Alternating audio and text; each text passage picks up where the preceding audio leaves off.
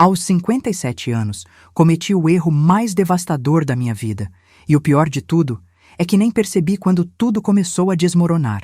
Meu nome é Fernanda, e até 3 meses atrás eu tinha certeza absoluta de quem eu era e do que a minha vida representava. Casada há 34 anos com Roberto, mãe de 2 filhos já crescidos, aposentada como enfermeira-chefe de um grande hospital em São Paulo, eu vivia naquela zona de conforto que muita gente inveja, mas que, no fundo, é uma prisão dourada que vai te matando aos poucos, sem você nem perceber.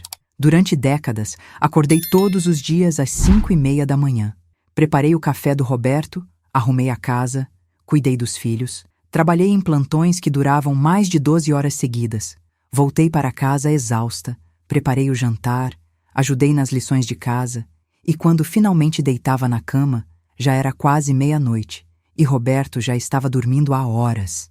Essa rotina se repetiu por mais de 3 décadas, como um disco arranhado que toca sempre a mesma música, até que você esquece que existem outras canções no mundo. E o mais assustador de tudo é que eu achava que isso era amor, que isso era dedicação, que isso era ser uma boa esposa e uma boa mãe. Mas a vida tem uma forma cruel de nos mostrar a verdade quando menos esperamos. E comigo não foi diferente. Tudo mudou numa manhã de terça-feira, quando Roberto saiu para o trabalho como fazia há anos. Me deu aquele beijinho mecânico na testa que já não significava nada, além de um hábito automático. E eu, pela primeira vez em décadas, me olhei no espelho da sala e não reconheci a mulher que estava ali me encarando. Os cabelos grisalhos que eu sempre mantinha presos em um coque perfeito, os olhos cansados que já não brilhavam há anos, as rugas que contavam histórias de cansaço, não de felicidade, e principalmente aquela expressão vazia, como se eu fosse uma boneca quebrada, que alguém esqueceu em um canto qualquer. Foi nesse momento que tudo começou a ruir, porque eu percebi que havia passado mais da metade da minha vida sendo invisível para mim mesma. Roberto não me via há anos, isso eu já sabia no fundo do coração, mas descobri que eu também tinha parado de me ver, tinha parado de me importar comigo, tinha virado uma sombra da mulher que um dia fui. E o que mais me apavorou foi perceber que eu nem lembrava mais quem era essa mulher que existia antes de virar esposa, antes de virar mãe, antes de virar apenas uma função na vida de outras pessoas. Naquela manhã fatídica, depois que Roberto saiu e a casa ficou mergulhada naquele silêncio ensurdecedor que só quem vive sozinho conhece, eu tomei uma decisão que mudaria tudo. Resolvi mexer no escritório dele, algo que nunca fiz em todos esses anos de casamento. Não por respeito, mas por total desinteresse.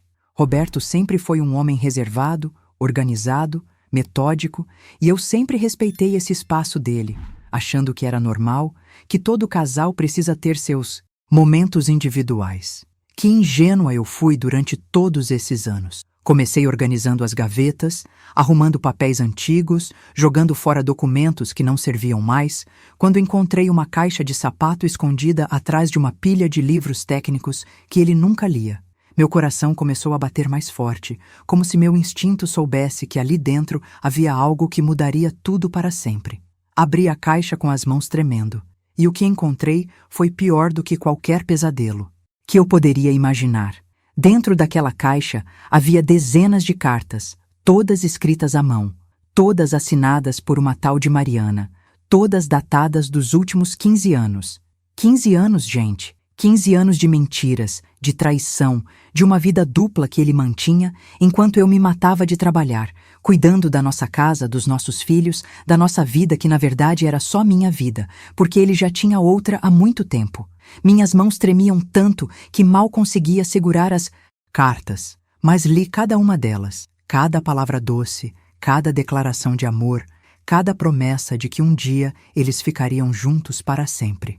A carta mais recente, datada de apenas 2 meses atrás, dizia coisas que me cortaram como navalhas afiadas. Mariana escrevia sobre como ela entendia a situação dele, como ela sabia que era difícil para ele manter aquela farsa de casamento, como ela estava disposta a esperar o tempo que fosse necessário até ele ter coragem de pedir o divórcio e assumir o relacionamento deles publicamente. Ela falava sobre os fins de semana que passavam juntos na casa de praia dela em Ubatuba, sobre as viagens que faziam quando ele inventava congressos médicos que nunca existiram, sobre como ela sonhava em ter filhos com ele, mesmo sabendo que ele já tinha 2 comigo. O mundo desabou na minha cabeça naquele instante. Todas aquelas vezes que ele chegava tarde do trabalho, todas aquelas viagens suspeitas, todos aqueles finais de semana que ele passava estudando na biblioteca, todas aquelas noites que ele virava para o lado na cama e fingia estar dormindo quando eu tentava me aproximar. Tudo fazia sentido agora, mas um sentido tão doloroso que eu senti como se alguém tivesse arrancado meu coração do peito e pisoteado na minha frente. Sentei no chão do escritório dele, rodeada daquelas cartas malditas, e chorei como não chorava há décadas. Chorei de raiva, de dor, de humilhação, mas principalmente chorei de pena de mim mesma por ter sido tão cega, tão ingênua, tão idiota durante todos esses anos. Como uma mulher inteligente, formada, que cuidava de centenas de pacientes no hospital, não percebeu que o próprio marido estava vivendo uma mentira ao lado dela. Como eu fui tão burra de acreditar em cada desculpa esfarrapada, em cada mentira bem contada, em cada "eu te amo" que ele dizia mecanicamente antes de dormir. Quando finalmente parei de chorar e consegui pensar com clareza, percebi que tinha 2 opções. Ou eu confrontava Roberto e destruía nossa família, nosso casamento, nossa vida construída ao longo de mais de 3 décadas, ou eu fingia que não sabia de nada e continuava vivendo aquela mentira pelo resto dos meus dias. Nenhuma das opções parecia boa, mas eu sabia que não conseguiria mais olhar para ele com os mesmos olhos, não conseguiria mais fingir que estava tudo bem, não conseguiria mais viver naquela farsa grotesca que tinha virado minha vida. Foi então que tomei a decisão mais corajosa e ao mesmo tempo mais assustadora da minha vida. Guardei todas as cartas de volta na caixa, coloquei tudo exatamente no lugar onde estava e resolvi que ia descobrir tudo sobre essa tal de Mariana, sobre esse relacionamento que ele mantinha há 15 anos, sobre essa vida paralela que ele construiu enquanto eu me dedicava inteiramente à nossa família. Eu precisava entender como tudo começou. Precisava saber se nosso casamento havia sido uma mentira. Desde o início, precisava descobrir se ainda restava alguma coisa verdadeira em toda essa história sórdida. Cansado, e precisava descansar mais. Cada palavra que saía da boca dele soava como uma mentira bem ensaiada, e eu me segurava para não gritar, não explodir, não jogar na cara dele tudo o que eu havia descoberto. Durante o dia, quando ele saía para o trabalho, eu me transformava em uma detetive desesperada. Vasculhei cada canto da nossa casa, procurando mais evidências, mais pistas dessa vida dupla que ele mantinha. Encontrei recibos de restaurantes caros, que nunca frequentamos, juntos, comprovantes de reservas em hotéis onde nunca estivemos, extratos do cartão de crédito com compras de joias que nunca recebi, perfumes que nunca cheirei, roupas íntimas que jamais usei.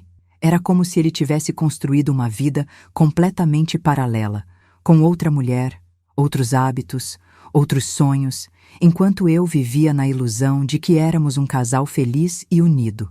A dor que sentia não era apenas emocional, era física também.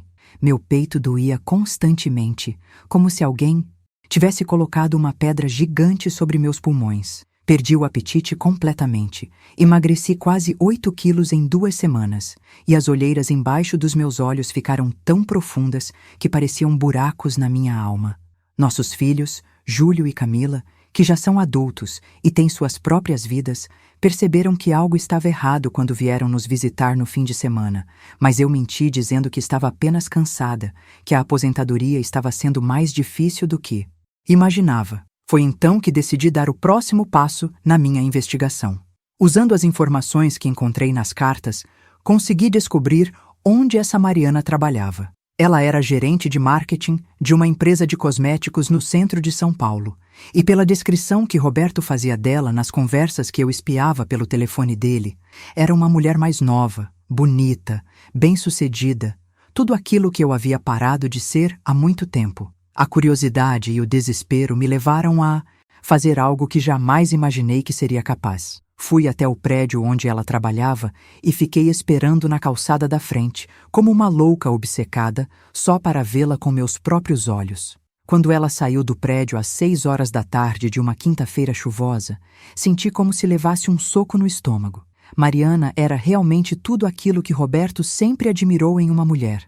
Alta, magra, cabelos lisos e brilhantes, roupas elegantes, salto alto, maquiagem perfeita, aquela confiança que só mulheres jovens e independentes conseguem ter. Ela caminhava com uma leveza que eu já não tinha há décadas. Sorria para o celular enquanto conversava com alguém, provavelmente com ele, e irradiava uma alegria de viver que me fez perceber o quanto eu havia murchado ao longo dos anos. Segui ela discretamente até um restaurante italiano no centro da cidade, onde ela se encontrou com uma amiga para jantar.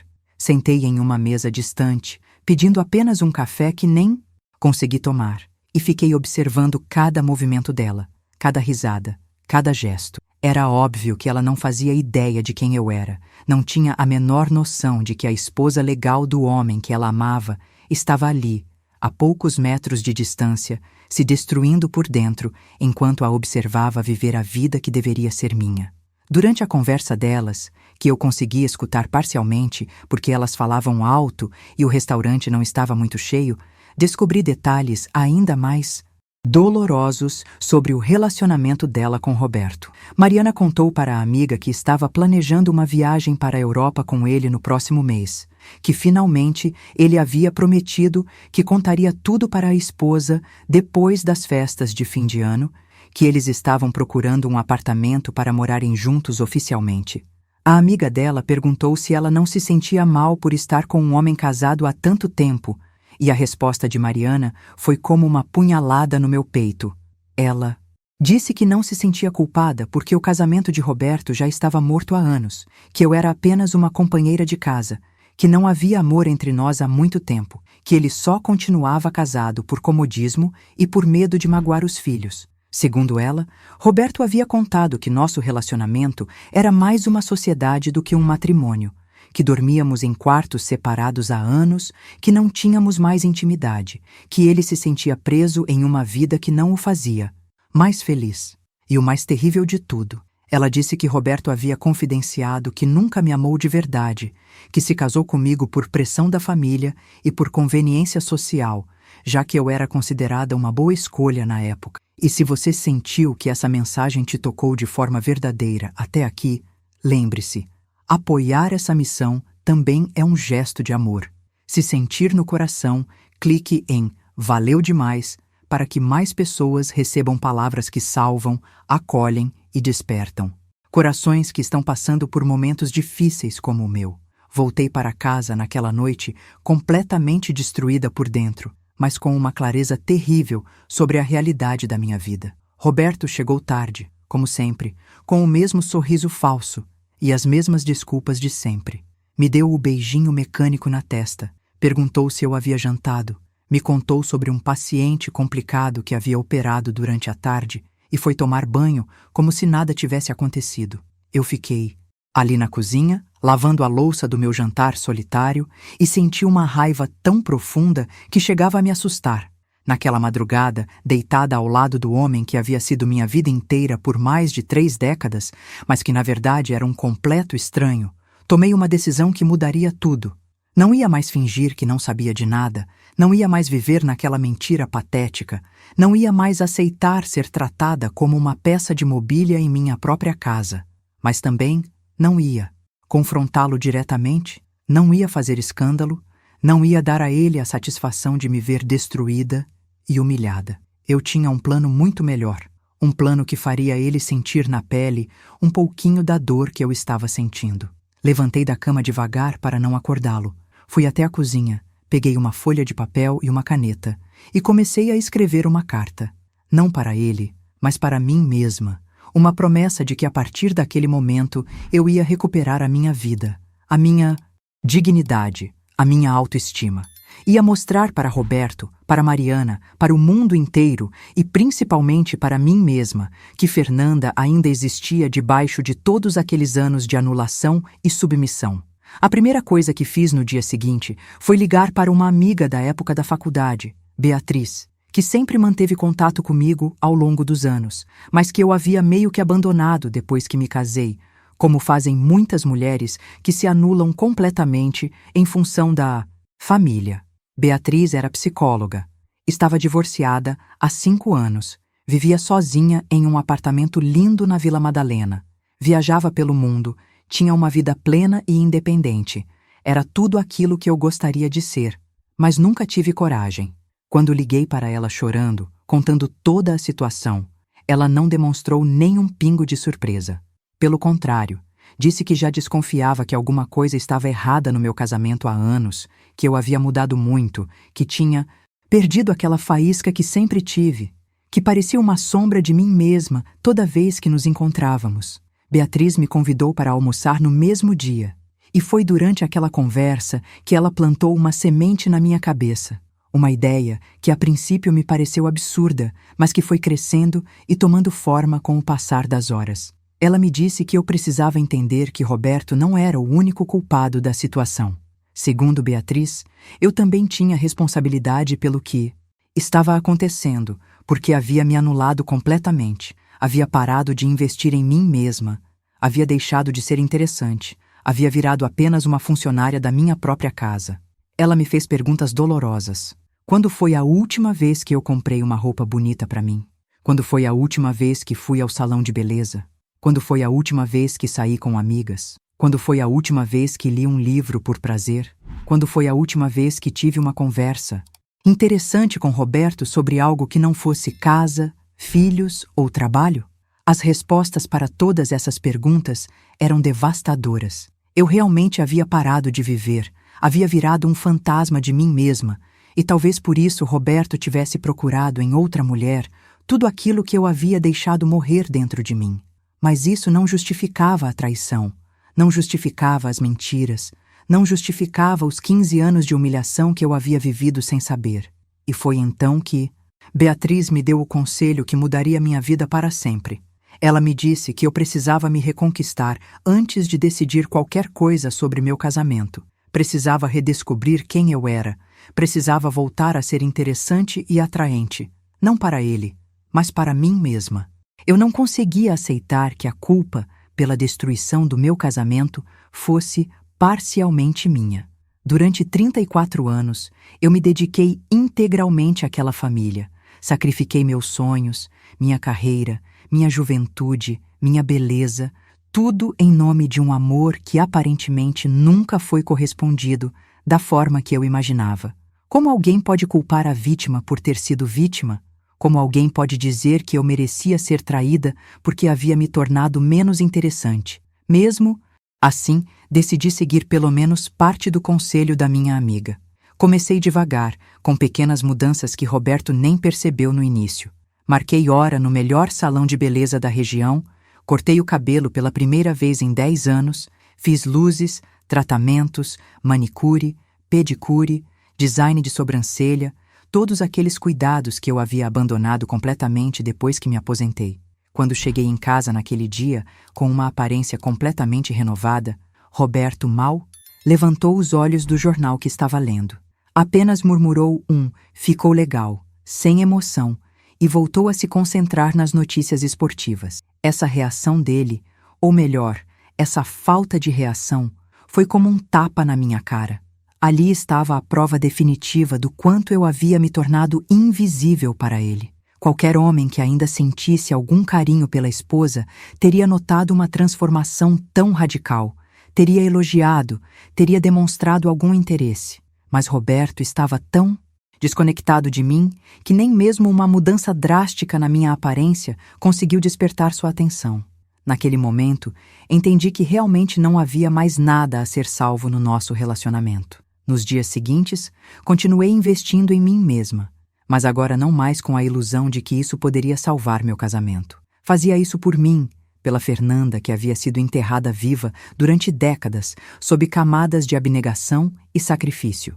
Comprei roupas bonitas, modernas, que valorizavam meu corpo, que apesar dos 57 anos, ainda estava em boa forma graças aos anos trabalhando no hospital, sempre correndo, sempre em movimento. Comecei a fazer academia, pilates, natação, atividades que me faziam sentir viva novamente. Mas o que mais me surpreendeu foi redescobrir minha própria sexualidade, algo que havia sido completamente esquecido nos últimos anos do meu casamento. Roberto e eu não tínhamos relações íntimas há mais de 2 anos, desde antes da pandemia, e eu havia aceito isso como algo natural da idade, do tempo de relacionamento, do cansaço da vida. Mas quando comecei a me cuidar novamente, quando voltei a me olhar no espelho com carinho em vez de crítica, quando voltei a me sentir bonita e desejável, percebi que minha libido não havia morrido, apenas estava adormecida. Foi durante esse processo de redescobrimento pessoal que conheci Alexandre.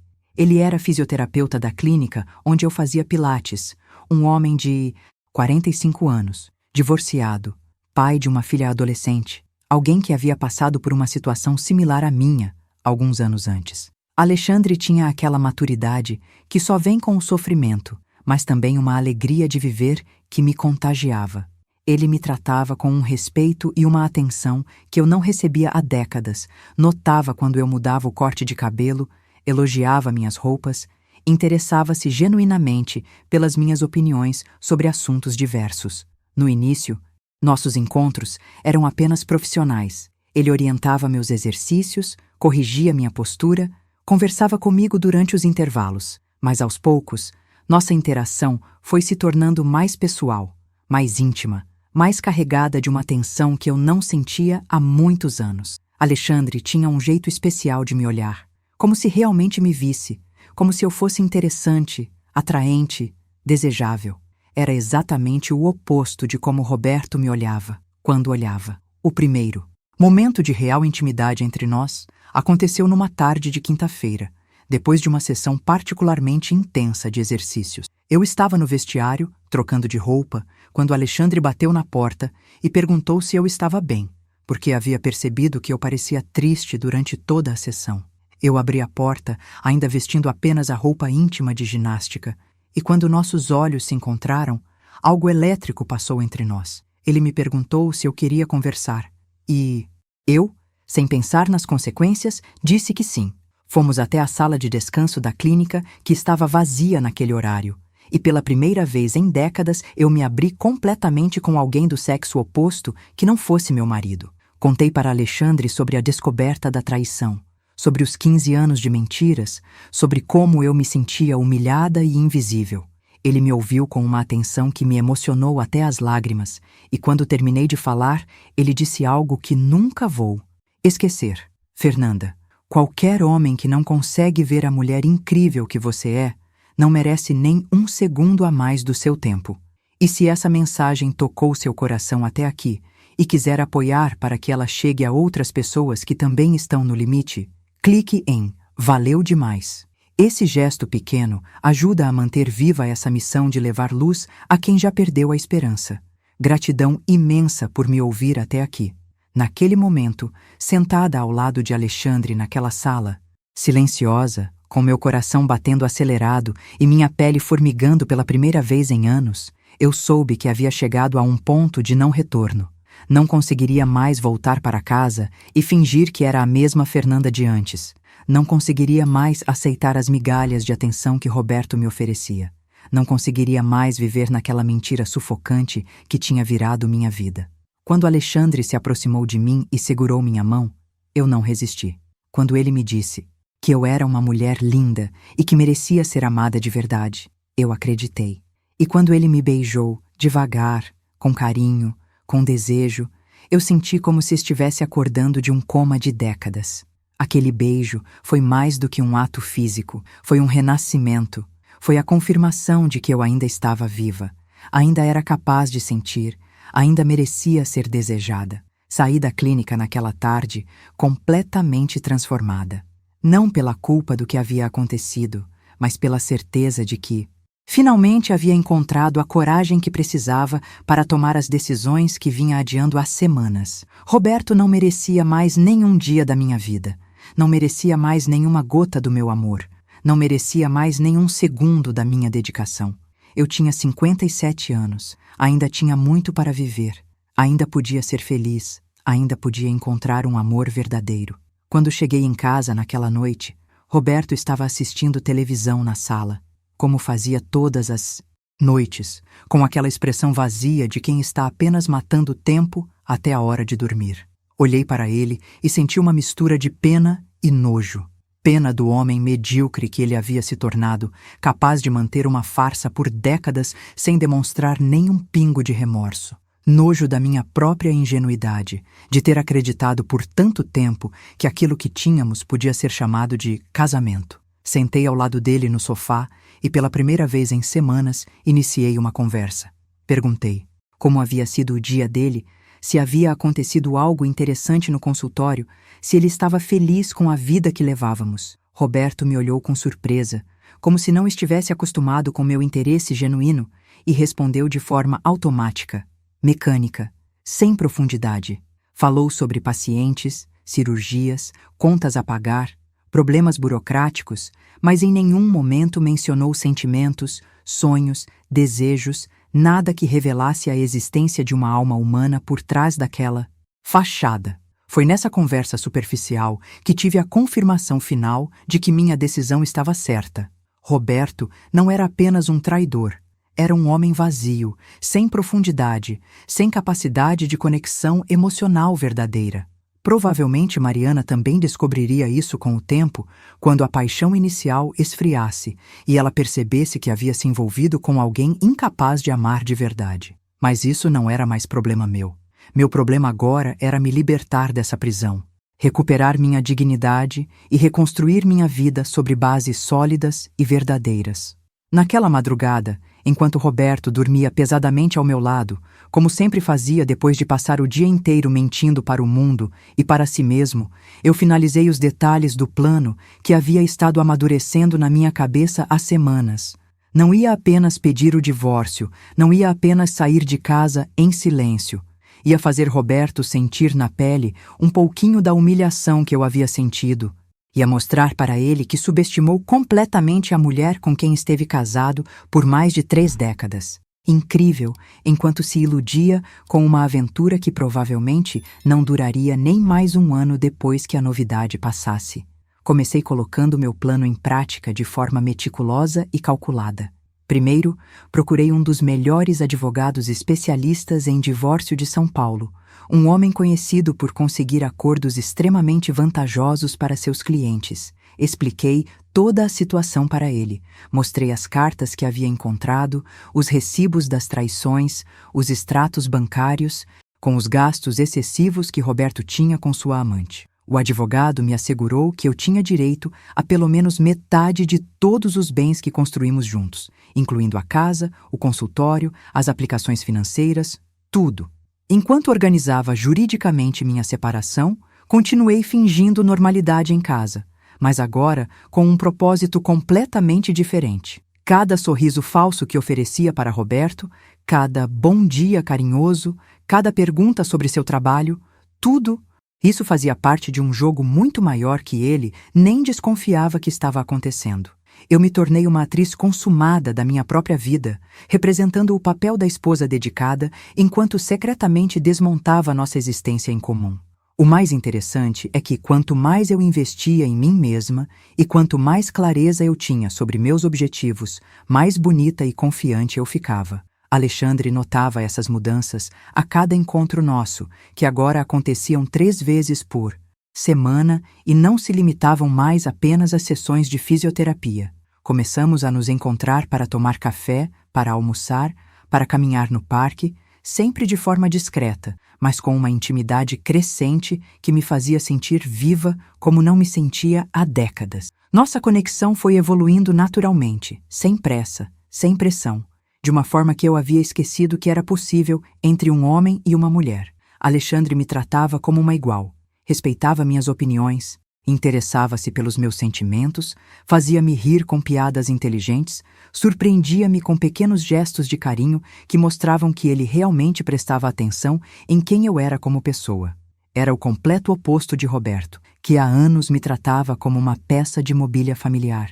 Foi durante um desses encontros, numa tarde chuvosa de sábado, em que Roberto havia inventado mais uma desculpa para sair com Mariana, que Alexandre me fez uma pergunta que mudou tudo entre nós. Estávamos sentados num café aconchegante na Vila Madalena, conversando sobre nossos filhos, nossas experiências de vida, nossos sonhos para o futuro, quando ele segurou minha mão sobre a mesa e perguntou: Fernanda, você já pensou em como seria recomeçar sua vida com alguém que realmente te valoriza? A pergunta me pegou desprevenida, não porque eu não tivesse pensado nisso, mas porque ouvir isso de alguém como Alexandre, alguém que eu havia aprendido a admirar e a desejar, tornava aquela possibilidade real e tangível. Olhei nos olhos dele e vi ali uma sinceridade que há muito tempo não via nos olhos de nenhum homem. Alexandre não estava apenas flertando comigo, não estava apenas se aproveitando da minha vulnerabilidade. Ele estava genuinamente interessado em construir algo sério e duradouro comigo. Naquela tarde, pela primeira vez em mais de 3 décadas, eu traí meu marido. Mas não foi uma traição motivada por vingança ou por desespero. Foi um ato consciente de amor próprio, um reconhecimento de que eu merecia ser amada e desejada de verdade. Alexandre me levou para o apartamento dele, um lugar aconchegante e bem decorado que refletia a personalidade de um homem maduro e equilibrado. E ali vivemos algumas das horas mais intensas e significativas da minha vida. E se essa mensagem estiver tocando seu coração de alguma forma, considere apoiar esse canal com um clique no botão "Valeu demais". Isso nos ajuda a continuar trazendo mensagens como essa, feitas especialmente para pessoas que, como você, sentem com profundidade e merecem viver um amor verdadeiro. Fazer amor com Alexandre foi uma revelação completa.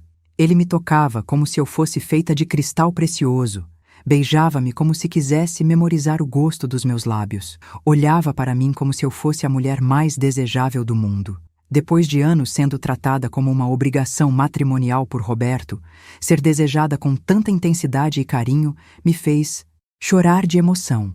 Alexandre me abraçou enquanto eu chorava e disse que entendia perfeitamente o que eu estava sentindo, porque ele também havia passado por um casamento onde se sentiu invisível e desvalorizado. Voltei para casa naquela noite completamente transformada, irradiando uma energia que não conseguia esconder. Quando Roberto chegou, obviamente vindo de mais um encontro com Mariana, ele até comentou que eu estava com uma aparência diferente, mais bonita, mais jovem. Respondi que era porque finalmente havia decidido cuidar melhor de mim mesma. E ele, sem suspeitar de nada, apenas sorriu e disse que eu estava certa, que merecia se sentir bem consigo mesma. A hipocrisia daquele comentário me deu vontade de rir na cara dele, mas me controlei.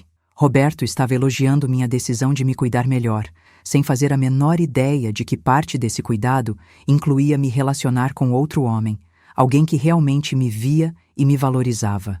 A ironia da situação era quase cômica. Meu marido traidor estava me incentivando a ser uma versão melhor de mim mesma, sem saber que essa versão melhor já não incluía mais ele na equação. Nas semanas seguintes, minha vida se dividiu entre 3 realidades paralelas. A farsa do casamento com Roberto, que eu mantinha apenas para não levantar suspeitas enquanto organizava minha saída. Os encontros cada vez mais frequentes e intensos com Alexandre, que me faziam redescobrir o que era ser verdadeiramente amada. E os preparativos legais para o divórcio, que avançavam rapidamente graças à competência do meu advogado. O mais surpreendente é que, quanto mais eu me afastava emocionalmente de Roberto, mais ele parecia notar minha presença.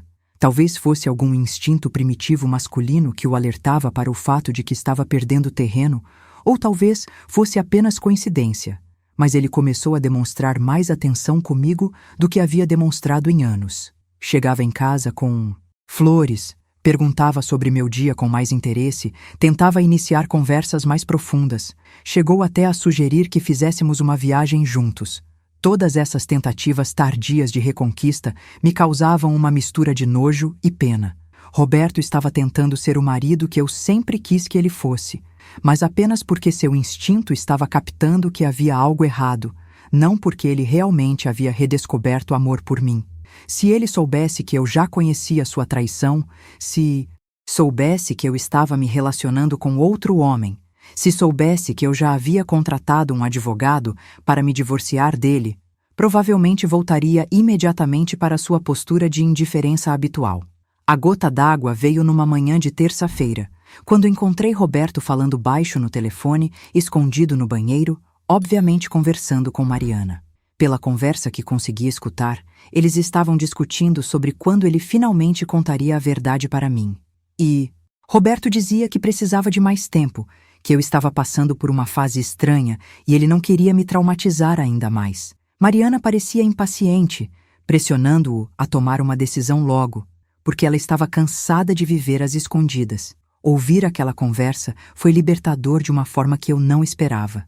Finalmente tinha a confirmação de que Roberto realmente planejava me deixar, que nosso casamento estava condenado, independentemente das minhas descobertas, que eu não estava sendo paranoica ou precipitada ao planejar mostrar separação. Ele já havia tomado a decisão de terminar comigo, apenas não tinha coragem de executá-la, provavelmente porque sabia que perderia muito dinheiro no processo. Foi naquele momento que decidi acelerar meus planos. Não ia mais esperar que Roberto tomasse coragem para me deixar. Não ia mais permitir que ele controlasse o timing da nossa separação. Eu tomaria a iniciativa, surpreenderia a todos, incluindo ele, e sairia dessa história como a protagonista da minha própria vida, não como a vítima abandonada que ele provavelmente esperava que eu fosse. Naquela mesma tarde, liguei para meu advogado e disse que queria dar entrada no processo de divórcio imediatamente. Também liguei para Alexandre e contei que havia decidido contar tudo para Roberto no fim de semana, que nossa história poderia finalmente sair das sombras e se tornar oficial. Alexandre ficou preocupado com minha segurança emocional, mas eu o tranquilizei dizendo que estava mais forte e preparada do que nunca para enfrentar qualquer reação que Roberto pudesse ter. O que eu não imaginava é que minha revelação causaria uma reviravolta muito maior do que eu poderia prever, e que Roberto me surpreenderia de uma forma que eu jamais poderia ter imaginado. Ensolarado de novembro, daqueles dias em que São Paulo fica mais bonita e as pessoas saem às ruas para curtir o calor, Roberto estava no quintal, regando as plantas que eu não cuidava mais há meses, assobiando uma música que não conseguia identificar. Parecia relaxado, despreocupado, provavelmente pensando no encontro que teria com Mariana à tarde, como sempre fazia aos sábados, quando inventava compromissos inexistentes para se ausentar de casa. Observei meu marido através da janela da cozinha enquanto preparava um café reforçado para me dar coragem. Depois de tantos anos vivendo ao lado daquele homem, dividindo cama, mesa, sonhos e decepções, era estranho olhar para ele e sentir absolutamente nada além de indiferença. Não sentia mais amor, mas também não sentia ódio.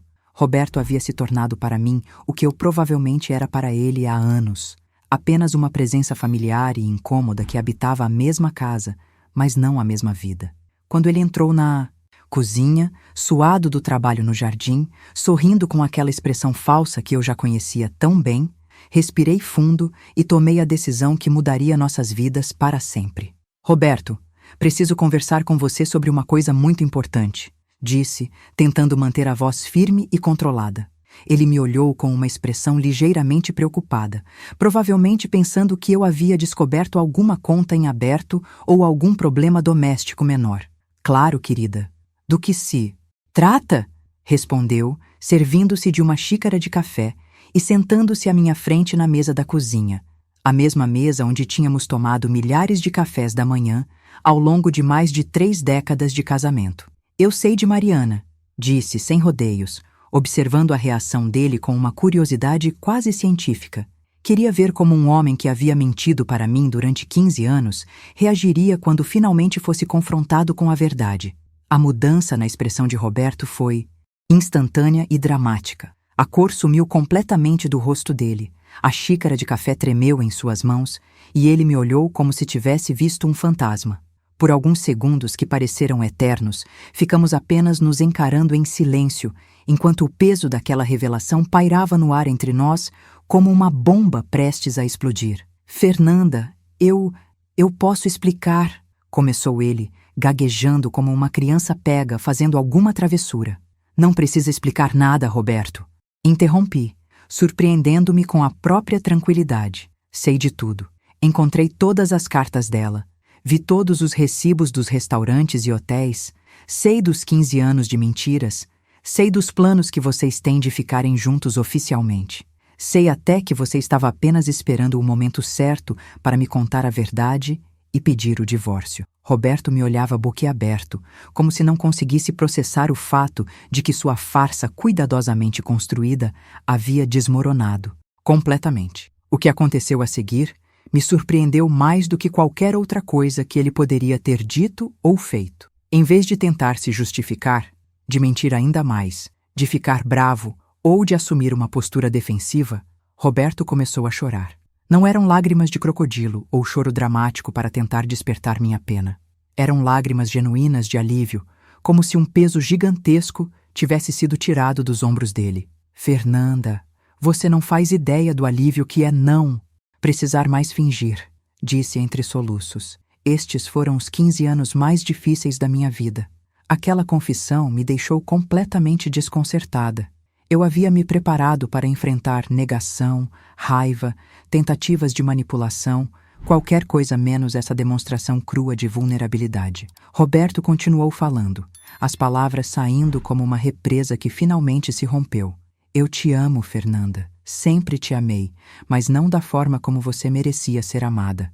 Nosso casamento morreu há muito tempo, mas eu não tinha coragem de admitir isso nem para mim mesmo. Mariana me fez lembrar do que é sentir paixão, desejo, conexão verdadeira. Ouvi tudo aquilo com uma mistura de fascínio e repulsa. Por um lado, era quase reconfortante descobrir que Roberto também havia sofrido com a situação, que ele não era apenas um monstro insensível que brincava com meus sentimentos.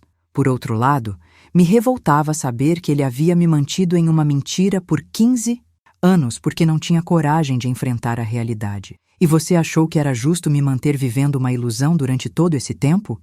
Perguntei, sentindo finalmente a raiva que eu havia contido por tantas semanas. Não, não foi justo, admitiu ele, limpando as lágrimas com as costas das mãos. Eu sei que fui um covarde. Sei que deveria ter conversado com você muito antes. Sei que você não merecia passar por isso. Mas eu tinha tanto medo de te magoar, tanto medo de destruir nossa família, tanto medo das consequências. Sua voz sumiu, e ele ficou olhando para as próprias mãos como se encontrasse ali as respostas que procurava há anos. Foi nesse momento que decidi jogar minha última carta. Roberto, eu também tenho algo para te contar. Ele levantou os olhos para mim, provavelmente esperando que eu dissesse alguma coisa sobre perdão, sobre tentarmos reconstruir nosso casamento, sobre darmos uma nova chance ao nosso relacionamento.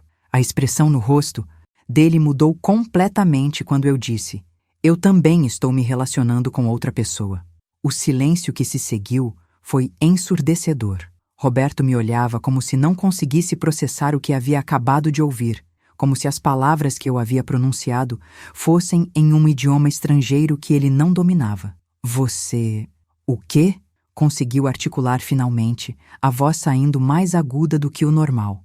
Há quanto tempo? Perguntou, e pude ver no olhar dele uma mistura de choque, curiosidade e algo que parecia muito com ciúmes. Algumas semanas, respondi com toda a honestidade. Conheci alguém que me faz sentir viva novamente, que me vê como mulher, que me trata com o respeito e o carinho que eu havia esquecido que merecia.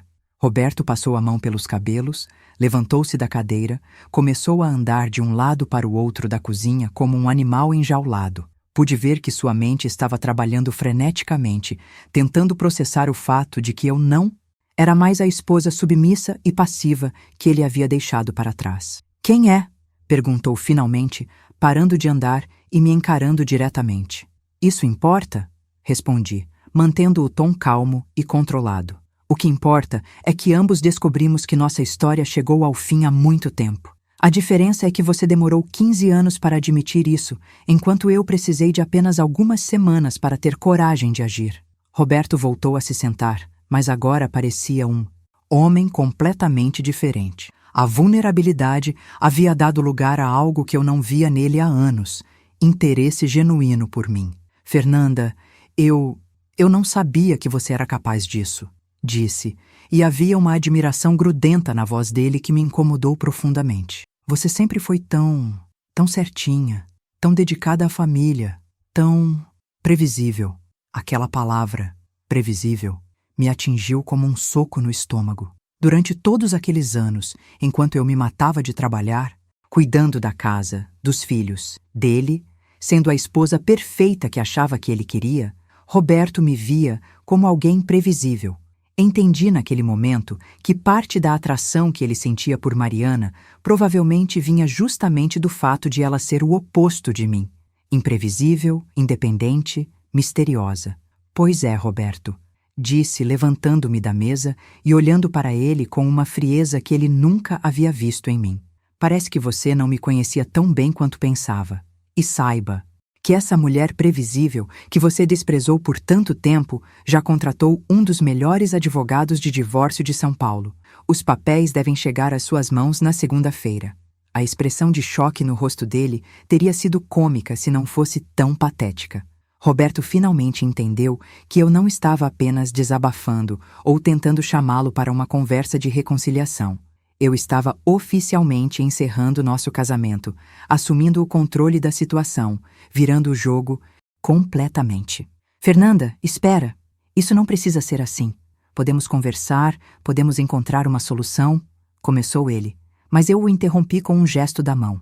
Não há mais nada para conversar, Roberto. Você fez sua escolha há 15 anos. Agora eu estou fazendo a minha.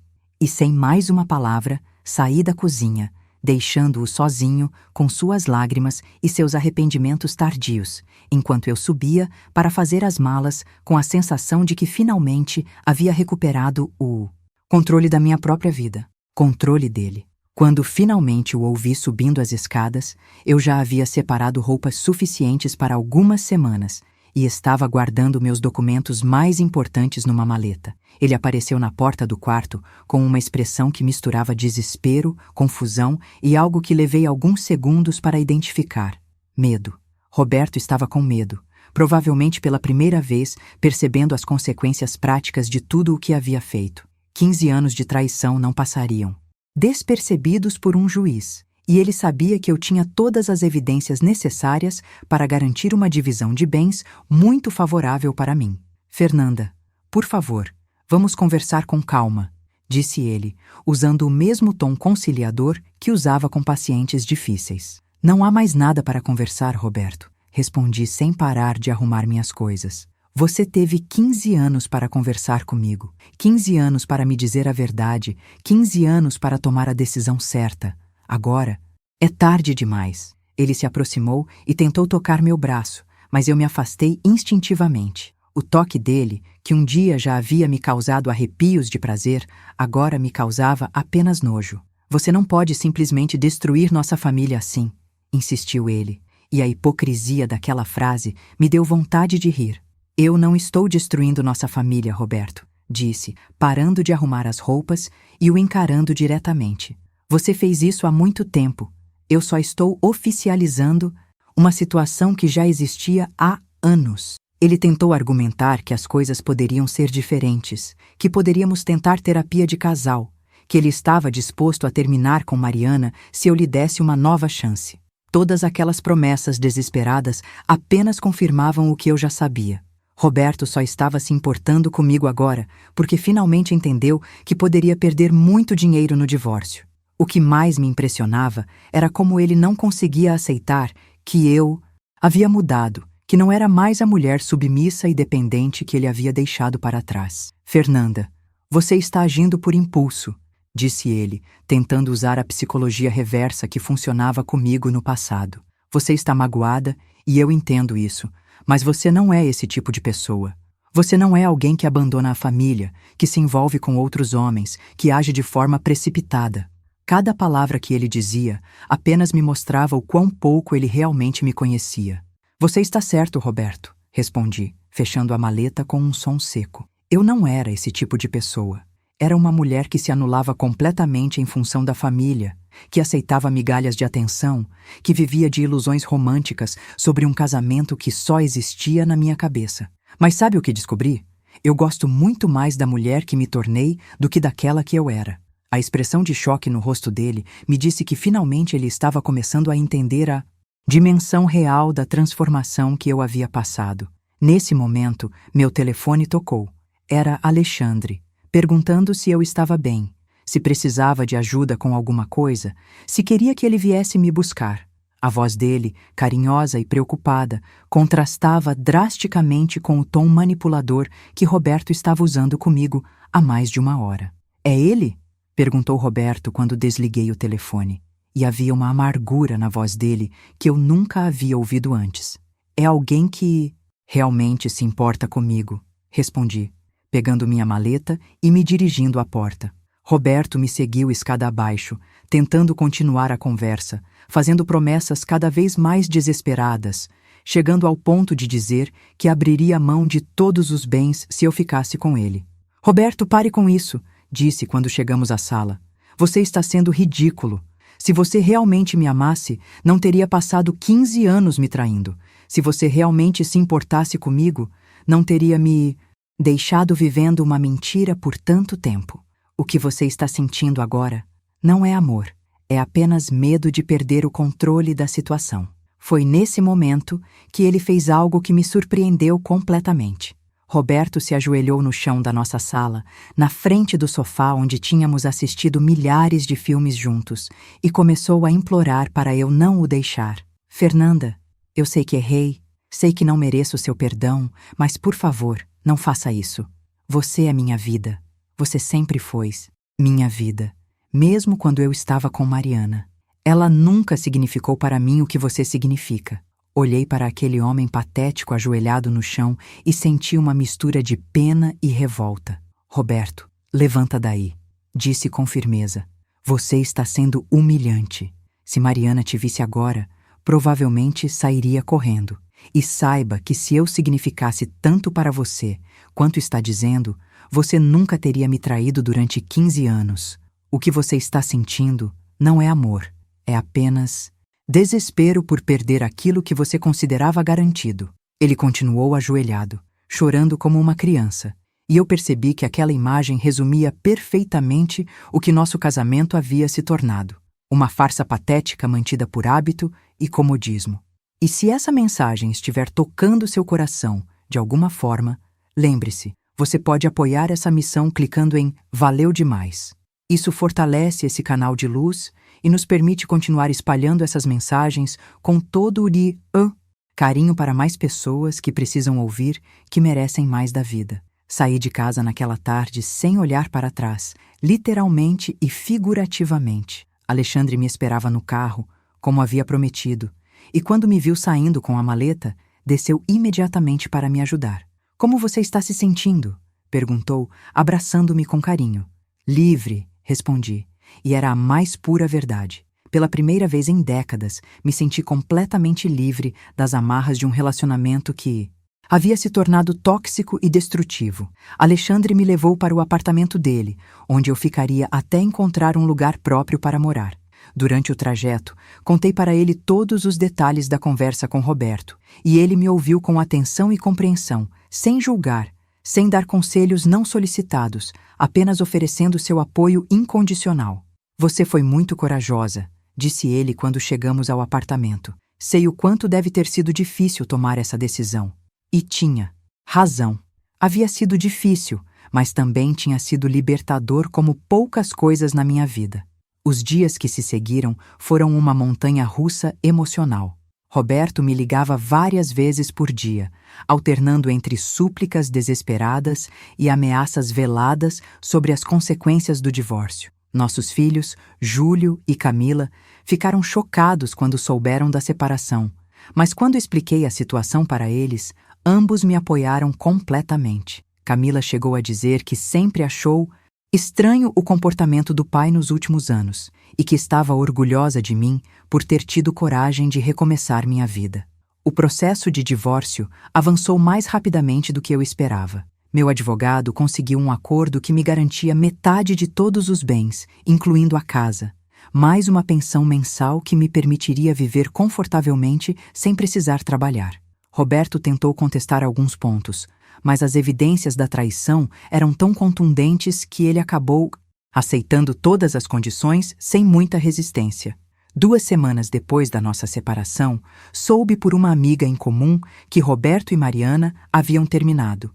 Aparentemente, quando ela descobriu toda a confusão do divórcio, quando percebeu que ele não era o homem livre e decidido que fingia ser, perdeu completamente o interesse nele. Roberto havia perdido tudo: a esposa, a amante, metade dos bens, a admiração dos filhos e, principalmente, a ilusão de que poderia controlar a vida de todas as pessoas ao seu redor. Enquanto isso, minha vida com Alexandre só melhorava a cada dia. Ele me apresentou a um círculo de amigos interessantes e cultos. Viajamos juntos para cidades que eu sempre quis conhecer.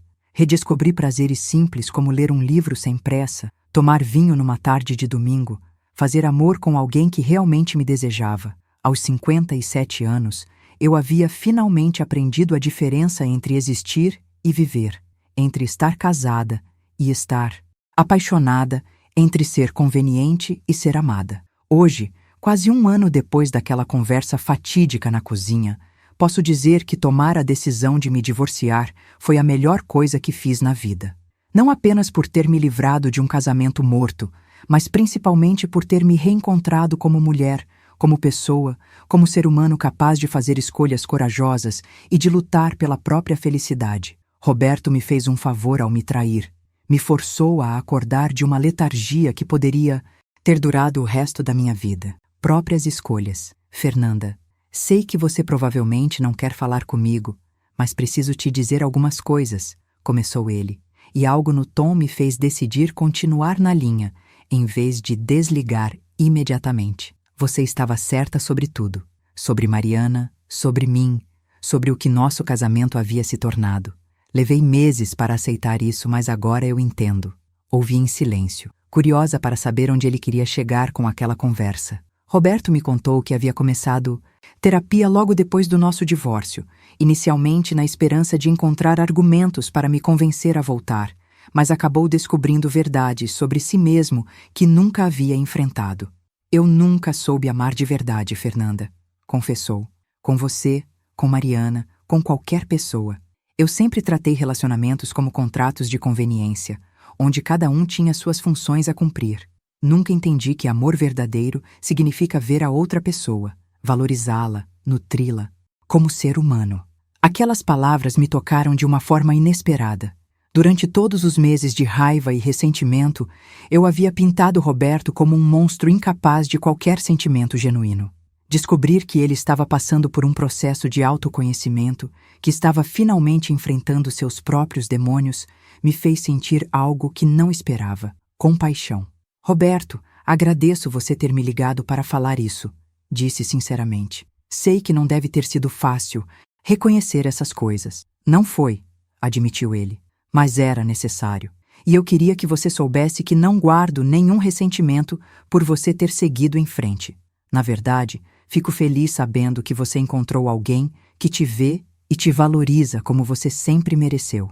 Havia uma genuína generosidade naquelas palavras que me surpreendeu. Nossos filhos me contaram que vocês estão bem, que você está radiante, mais bonita e feliz do que eles se lembram de te ver em anos. Isso me deixa em paz. Terminamos a conversa de forma cordial, e quando desliguei o telefone, Alexandre perguntou se eu estava bem. Estou, respondi. E era verdade. Aquela conversa havia fechado um ciclo de forma inesperadamente madura e saudável. Roberto havia finalmente assumido a responsabilidade por suas ações sem tentar manipular ou chantagear, e isso me permitiu liberar os últimos vestígios de mágoa que ainda carregava.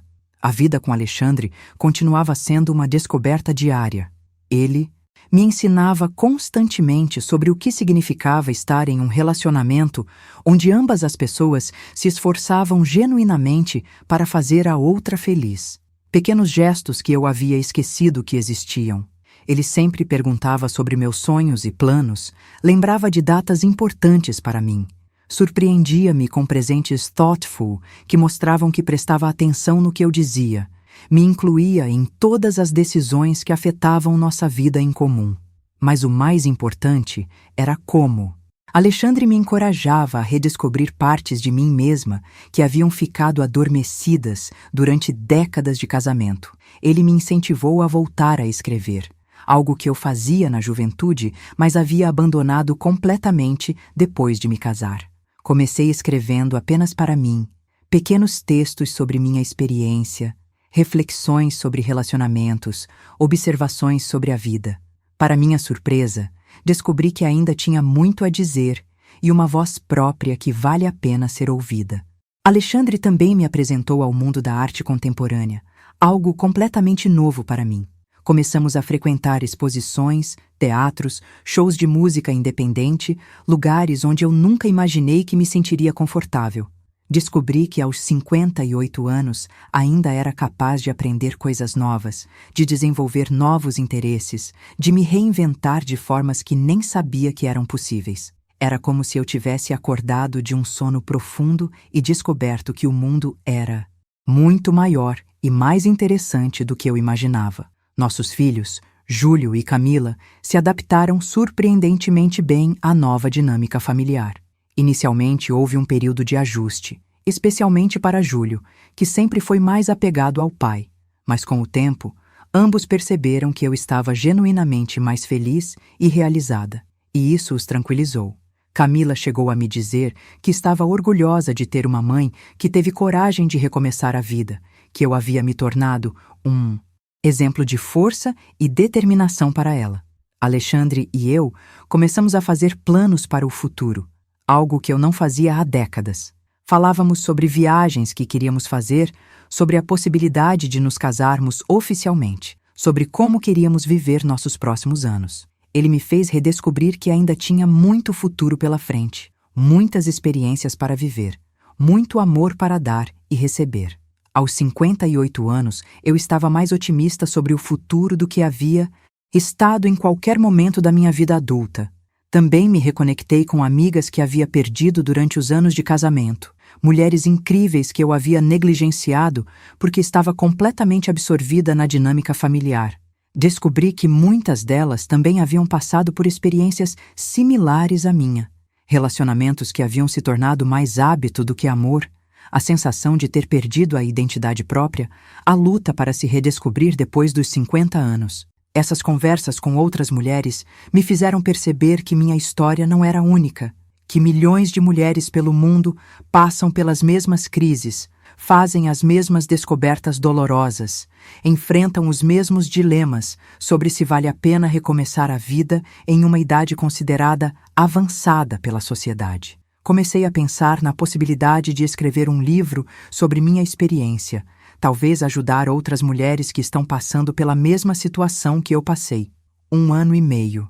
Depois da minha separação, Alexandre me pediu em casamento de uma forma completamente diferente de como Roberto havia feito décadas atrás. Não foi um pedido formal, com anel e cerimônia, mas uma conversa natural que surgiu enquanto estávamos caminhando na praia durante uma viagem romântica que fizemos para o litoral norte. Fernanda, eu gostaria de passar o resto da minha vida com você, disse ele simplesmente. Que tal tornarmos isso oficial? Minha resposta foi imediata. Sim, mas não porque eu precisava da segurança do casamento, não porque tinha medo de ficar sozinha, não porque queria a aprovação social. Disse sim porque genuinamente queria construir uma vida com aquele homem incrível que havia me ajudado a redescobrir quem eu era. Era um sim consciente, maduro, baseado em amor verdadeiro e compatibilidade real, não em dependência emocional ou pressões sociais. Primeiro casamento deveria ter sido, mas nunca foi. Uma celebração íntima com apenas nossos filhos, alguns amigos próximos e familiares queridos, onde cada palavra dita, cada voto pronunciado, cada gesto compartilhado era genuíno e significativo. Não havia protocolo social a ser seguido. Não havia expectativas familiares a serem atendidas. Apenas 2 pessoas maduras, celebrando um amor verdadeiro que havia transformado ambas as nossas vidas. Naquela cerimônia simples e emocionante, olhei ao redor e vi rostos sorridentes de pessoas que realmente me amavam e me apoiavam. Beatriz estava lá, radiante de orgulho por ter me encorajado a recomeçar minha vida. Meus filhos estavam lá, finalmente vendo a mãe deles genuinamente feliz e realizada. Os amigos de Alexandre me haviam acolhido como família, e eu finalmente entendia o que significava ter um círculo social baseado em afinidade e carinho verdadeiro, não apenas em conveniência e proximidade geográfica. Durante a Cerimônia. Quando chegou o momento dos votos, decidi falar algumas palavras que resumiam tudo o que havia aprendido durante aqueles anos de transformação. Alexandre, você chegou na minha vida no momento em que eu mais precisava redescobrir quem eu era. Você não me salvou, eu me salvei. Mas você me mostrou que era possível ser amada e valorizada exatamente como eu sou. Prometo que nunca mais vou me esquecer do meu próprio valor e prometo ajudá-lo a nunca esquecer do seu. As palavras dele em resposta me emocionaram até as lágrimas. Fernanda, você é a mulher mais corajosa que conheço. Você teve a força de abandonar uma vida confortável, mas infeliz para buscar uma vida verdadeira. Você me ensinou que nunca é tarde para recomeçar, que nunca é tarde para escolher a felicidade. Prometo te apoiar em todas as suas descobertas e aventuras, e prometo nunca dar por garantido o privilégio de ser amado por você. Nossos primeiros anos de casamento foram uma sucessão de descobertas e realizações. Publiquei meu primeiro livro, Recomeçar aos 50, uma história de coragem e renovação, que se tornou um sucesso inesperado entre mulheres da minha faixa etária que se identificavam com minha experiência. O livro me rendeu convites para palestras, programas de televisão, podcasts, e eu descobri que tinha uma mensagem importante para compartilhar com o mundo. Alexandre me apoiou em cada passo dessa nova carreira como escritora e palestrante. Ele me acompanhava aos eventos quando possível, ajudava-me a organizar minhas ideias, lia meus textos antes da publicação, celebrava cada pequena conquista como se fosse sua própria. Era o tipo de parceria verdadeira que eu nem sabia que existia. Duas pessoas genuinamente comprometidas com o sucesso e a felicidade uma da outra. Viajamos para lugares que eu sempre sonhei em conhecer. A Europa, onde visitamos museus e caminhamos por cidades históricas. O Oriente, onde experimentamos culturas completamente diferentes da nossa. Destinos exóticos, onde pudemos simplesmente relaxar e curtir a companhia um do outro. Cada viagem era uma aventura, uma oportunidade de criar memórias novas e significativas, algo completamente diferente das férias mecânicas e previsíveis que eu costumava ter com Roberto. Mas talvez a maior conquista desses anos tenha sido a relação que construí comigo mesma. Aprendi a me valorizar, a defender minhas opiniões, a perseguir meus sonhos sem pedir permissão a ninguém. Aprendi que autoestima não é algo que outra pessoa pode nos dar ou tirar. É algo que construímos através de nossas próprias escolhas e ações. Aprendi que nunca é tarde demais para se reinventar, para descobrir talentos escondidos, para perseguir paixões adormecidas. Também aprendi muito sobre perdão. Não o tipo de perdão que aceita comportamentos inaceitáveis, mas o tipo que nos liberta do peso do ressentimento. Consegui perdoar Roberto, não porque ele merecesse, mas porque eu merecia a paz que vem com o perdão. Consegui até mesmo sentir gratidão por ele ter me traído, porque foi essa traição que me forçou a acordar de uma vida medíocre e buscar algo melhor. Hoje, aos 62 anos, posso dizer com absoluta certeza que os últimos 5 anos foram os melhores da minha vida. Não porque não tiveram desafios ou dificuldades, mas porque foram anos vividos com autenticidade, coragem e propósito. Acordar todos os momentos, dias ao lado de alguém que genuinamente me ama e me valoriza, trabalhar em projetos que me realizam pessoalmente e profissionalmente, manter relacionamentos baseados em afeto e respeito mútuo. Isso é riqueza verdadeira. Meu conselho para qualquer pessoa que esteja ouvindo esta história e se identificando com ela é simples, mas revolucionário. Você merece mais. Você merece ser visto, valorizado, amado de verdade. Você merece relacionamentos que te nutrem em vez de te drenar. Você merece uma vida que te emociona em vez de apenas te sustentar. E nunca, nunca é tarde demais para buscar essas coisas. Se você está em um relacionamento onde se sente invisível, onde seus sentimentos são ignorados, onde você se tornou apenas uma função em vez de ser tratado como uma pessoa completa, saiba que você tem o poder de mudar isso. Pode não ser fácil, pode ser assustador, pode parecer impossível no início, mas é possível. Eu sou a prova viva de que é possível recomeçar, se reinventar, encontrar felicidade verdadeira mesmo depois de décadas de infelicidade. Não estou dizendo que todo mundo deve se divorciar ou abandonar relacionamentos de longa duração. Estou dizendo que todo mundo merece ser tratado com dignidade e respeito, e que nunca devemos aceitar menos do que isso. Se seu parceiro está disposto a trabalhar junto com você para reconstruir o relacionamento sobre bases mais saudáveis, ótimo. Mas se não está, se você se tornou invisível na sua própria vida, se você está vivendo uma mentira que só beneficia a outra pessoa, então talvez seja a hora de ter a coragem que eu tive. A vida é muito curta e muito preciosa para ser desperdiçada em relacionamentos que não nos fazem crescer, não nos fazem felizes, não nos fazem sentir vivos. Aos 62 anos, tenho mais energia, mais alegria de viver, mais otimismo sobre o futuro do que tinha aos 40. Isso só foi possível porque tive coragem de fazer escolhas difíceis, de enfrentar mudanças assustadoras, de apostar em mim mesma quando todos esperavam que eu simplesmente aceitasse minha situação. Roberto hoje está sozinho, amargo, envelhecido precocemente pelo peso de suas próprias mentiras. Mariana se casou com outro homem e parece feliz em suas redes sociais. Nossos filhos são adultos realizados que aprenderam, através do meu exemplo, que é possível recomeçar quando as coisas não estão funcionando. E eu estou aqui, mais viva do que nunca, casada com um homem que me adora, realizando-me profissionalmente, cercada de pessoas que me valorizam genuinamente. Esta é minha história. Mas poderia ser a história de qualquer pessoa que tenha coragem de dizer: eu mereço mais. Espero que minhas palavras toquem alguém que precise ouvi-las, que inspire alguém que esteja enfrentando dilemas similares aos meus, que dê força para alguém que tem medo de recomeçar. Lembrem-se sempre, vocês merecem ser felizes, vocês merecem ser amados de verdade, e nunca é tarde demais para perseguir uma vida que realmente valha a pena ser vivida. A vida me ensinou que nossa maior traição não é o que outros fazem conosco, mas o que fazemos conosco mesmos quando aceitamos menos do que merecemos. Não cometam essa traição. Escolham viver, escolham ser felizes, escolham recomeçar quantas vezes for necessário até encontrarem uma vida que faça vocês acordarem todos os dias com gratidão por estarem vivos. Se esta mensagem chegou até você hoje, não foi por acaso. Talvez seja o sinal que estava esperando para tomar aquela decisão difícil que tem adiado. Talvez seja o encorajamento que precisava para acreditar que mudança é possível.